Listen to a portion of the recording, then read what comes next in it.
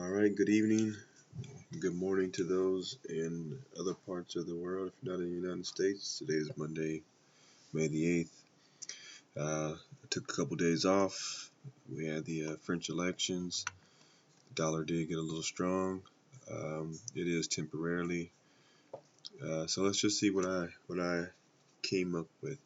I'm starting with the Aussie dollar daily. That's my favorite. I still have these labels here. This here, it is possible that this is a leading diagonal. However, I'm not too thrilled with how it looks. Because if you started here, yeah, you can say that it's in parallel lines, but it just doesn't look good to me. But in any event, the trend is still down. So whether I draw it like that or like that, this can be the 1, 2, 3, and then this where it gets tricky. I actually had this as a triangle, so I had this is the 1, this is the 2, this is the 3, then I had an A here, A, B, C here for B, then I had a C, a D right in this middle, and then an E for 4, and this is an extended 5, which will be a fifth extension wave of wave 1, and that makes somewhat of a good sense, only because if you can see in wave 1 it wasn't extended, and right as of right now wave but that would basically mean that wave 5 is longer than wave 3, and right now wave 3 does not appear. If this is wave 3, is definitely longer than wave 1, so it's not the shortest, so it still could make sense, or this could be a 1-2-1-2 count. In any event, just having that this was if this was a bearish triangle, and wave 4 of E, or E of 4 is currently at 77.49, it's still a good trade. I jumped in this trade at 77.18, and I've been riding it ever since. I did exit one contract at 7,400 once prices went about right here, and it kind of found some. It was fun, some support in this area, and then it just bounced. But I still have one contract in, so I'm fine. And my stop on that contract is at 76.80, so it's right here. If this is wave 1, then I'm expecting wave 2 to retrace majority of it, at least half of it, and come to around 76 even, somewhere around there. In that event, and I'll add another contract back to it and ride wave 3 to the bottom, basically to around 71. It would actually need to go below that, so I would expect wave 3 to kind of find its support at around 70. So that's a good 600 pips just on the Aussie dollar, so I'll keep an eye on that every day. This is my favorite market to be in, so I'm going to be pretty much talking about it on a daily basis.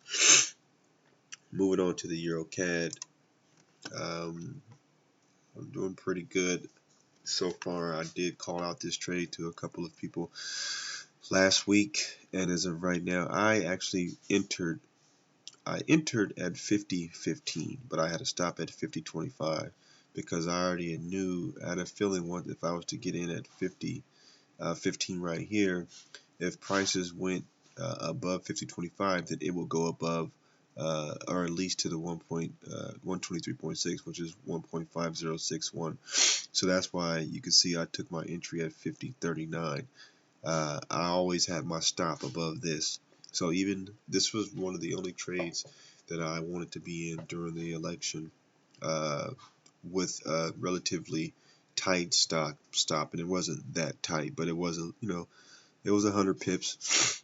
I put my stop above the W, and it basically went to my 23 point, another 23.6 of basically of A of B, not the 2.6 from W to X basically. So that's why you see two 1.236s.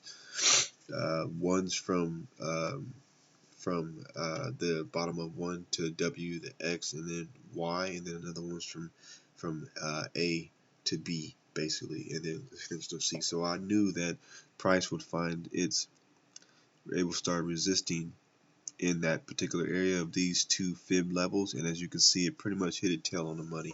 I got in at 50.39, it went to 51.54, so yeah, it went up 100 ticks on me, but my stop was way up here, and if it continues to go up, then these labels will change. And what I mean by that is this could be one, like I currently have it from the top. But if this is one and I have this as a W, X, and then Y of 2, as of right now, the Y, um, it is it appears like it's okay to for the length wise, basically at least from A of B, and it also is longer, so everything does look good. But if the labels were to change, this could actually go uh, pretty much to about 155. So in the event that the price breaks, let's say where I can find my resistance, price will need to start coming down to more of the 147 level. And once it does that, I'll bring my stop and start trailing it just in case it did that. And then in that particular event, I will just I wouldn't worry about it going above this W.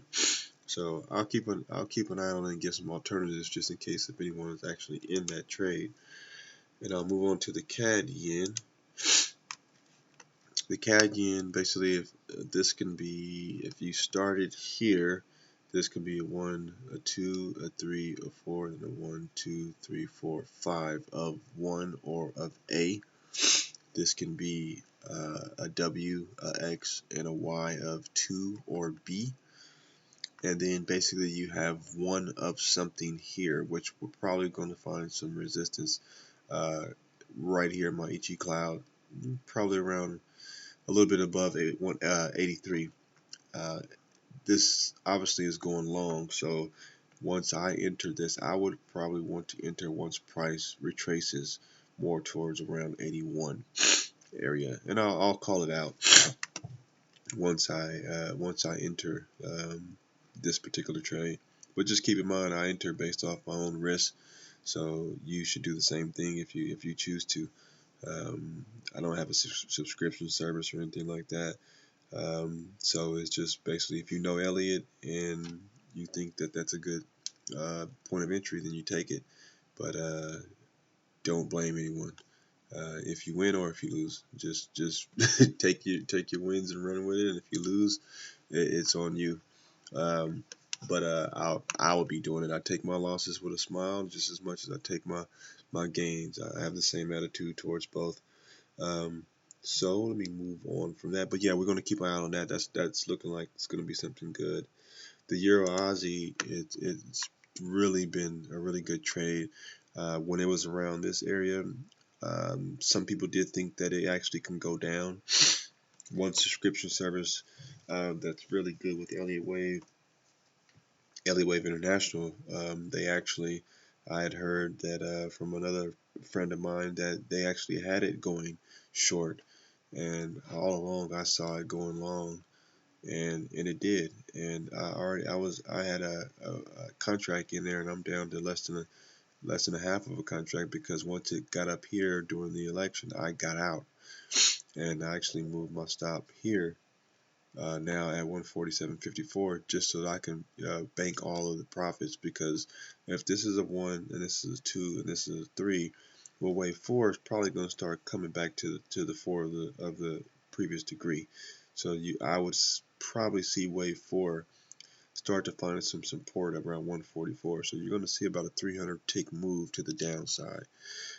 So in that event, then I would get back in and take it from the 144 area to probably this next area of right here around 150, and then from 150 you'll see another move to the downside or so. That's going to take some time, but I mean at 827 pips. I'm not complaining. Let's look at the dollar yen. The dollar yen started to do well too. This actually is the 1, not the 3. So let me take that and update my labels. So if this is the 1, 390 pips. I have the A here, the B here, the C for 2, not 4. So let me change that.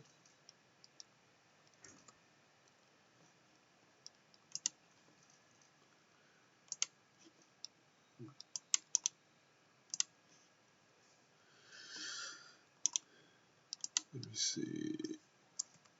2. You have 2. And then this was most likely going to be a leading diagonal 1 of 3. And it's going good, but I believe it's gonna run out of steam pretty soon.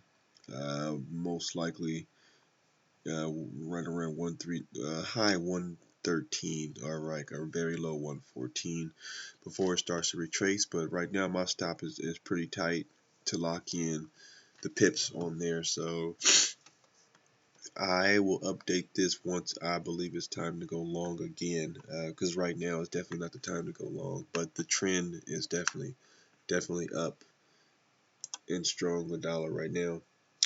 The pound, let's look at the pound. So I have prices from here as my 1, the 2, and then when Brexit hit, this is the 3. Now this can be the 3 of 3, 4, and 5 of 3. I have it as a 1, 2, 3, 4, 5, and then you have a B, and then I'm looking for the C to come to around 130. If prices hit a little bit above 130, you see my sell entry is at 130.96, then I will get in the pound. I'm not great at pound labelings or pound trades. They're just, since Brexit has been very iffy, and I believe, was it here? Yeah, this particular area here, we were actually long in October, and out the blue, this spike just, phew, and I got out. I lost, I guess I lost a couple hundred pips, but a colleague of mine lost like on slippage, like 400 pips. And from there, I just kind of just said, oh, well, this is not the market I want to be in right now. So I do label it, but I know that my labels are often wrong in some markets, and some markets I'm like, pretty accurate, spot on. Dollar CAD, I have, this is 1 or A, this is my W, this is the A, B, C for X, and then you have the A, B, and C for Y. I'm not too sure that this is complete. I do believe it's going to come more towards the 140, 139 area before this particular wave 2 or B is complete. So you might not hear too much from this dollar CAD until I see some possibilities in that particular market. The euro yen, I did exit half of a contract, and I have my stop up here. It didn't hit it. My stop was actually right here at this 3. It didn't go anywhere near during the French elections, and I moved it up. So as of right now, 755 ticks, and I've pretty much locked in at least a little over 600 of it, and I've already exited half. So that's doing great. It's already above the previous 1. So you can count 5 waves, 1, 2, 3, 4, 5. So this could be 5 of, this could be 3 of 3 basically.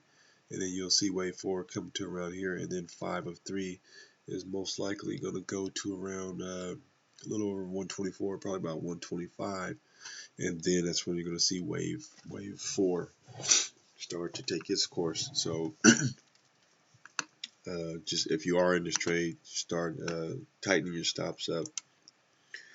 Let's see, I talked about the AUSSIE already. I talked about the Euro CAD. I talked about the Euro AUSSIE. Let's see, the Euro dollar. I didn't. Yeah, I am in that now. The Euro dollar, but this one can go both ways. Yeah, I'm in it, but I don't, and I'm not complaining. But the entry is not ideal. It's doing great, but it is finding some support in this area. And ultimately, I still have this projected to go to around 111 before it really starts to tank. So this is okay, but I still believe it has another wave up, and I don't think that this price will go this low before it does have up. So this would technically be more like about this area right here, if this wasn't the area. So if this could be the 4, then you can see the 5 come to around here. So in the event, I'll just I'll either take the hit and get back in, or I'll just take profits and get out. I'm not sure exactly how I'm going to play it until I see a pattern forming that's going to alert me. Other than that, I'm going to start working on,